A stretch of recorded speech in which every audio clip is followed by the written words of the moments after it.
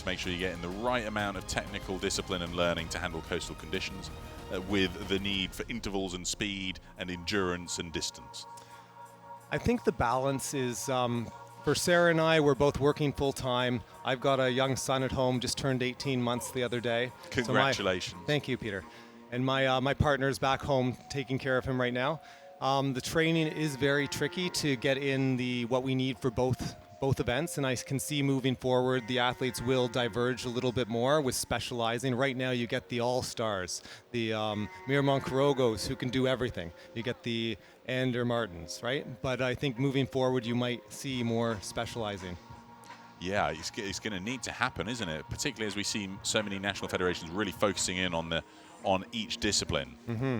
Next up then, here we've got Great Britain and Tunisia.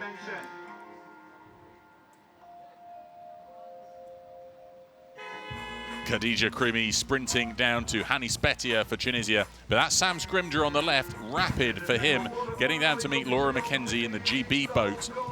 One place through to race against Italy in the semi-finals. So we've got Olympic pedigree in the Tunisian boat.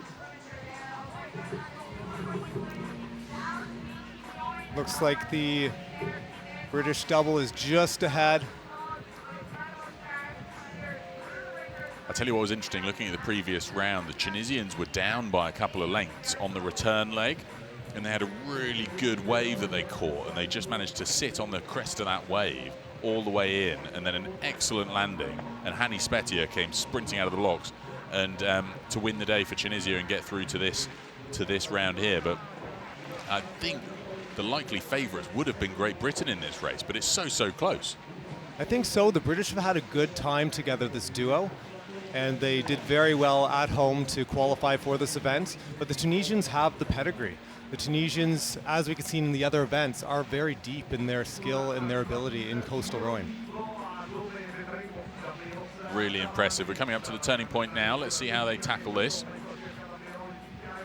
What's your approach? Do you turn the blade over and jab it in? We do. We do it more subtly, though. It's a gradual turn, not a jam, but it looks like a jam when you're watching it. I bet. And then we have a little more control that way, and it is tricky to master. We did mix it up a few times. But you can see the Tunisian boat still seems to be ahead. The British look like they've got the speed on them right now.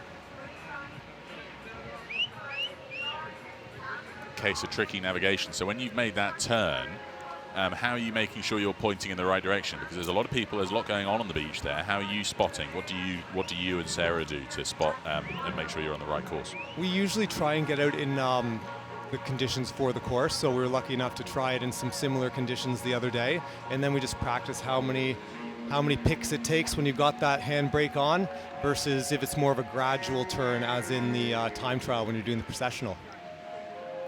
Look at this, we're going to have a sprint on the beach, I think, here.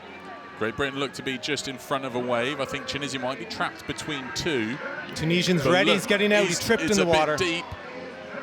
But this is an impressive tactic, because we so often see this. You're faster on your feet than on the water. They're both sprinting for it. I think the Tunisian's just going to get there. It's going to be a dive. Oh my goodness. Great Britain pressed the buzzer. I think Tunisia just missed it. I think that Laura McKenzie just made that, because the time stopped on the GB clock and it didn't stop on the Tunisia clock.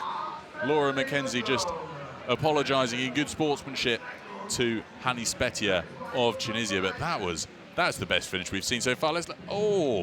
She hit the buzzer, and I think Spetia just missed.